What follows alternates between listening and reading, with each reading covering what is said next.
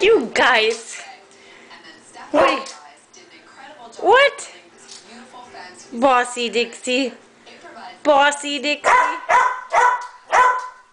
Dixie's mad at Tucker because Grandma and Grandpa showed up. Not their Grandma and Grandpa, but our Grandma and Grandpa. And Tucky tried to attack Grandpa, so I put Tucky in my bedroom. And when he came out, Dixie had a few words for him. Right, guys?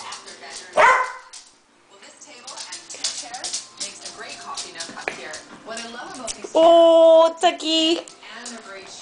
Come here, little guy.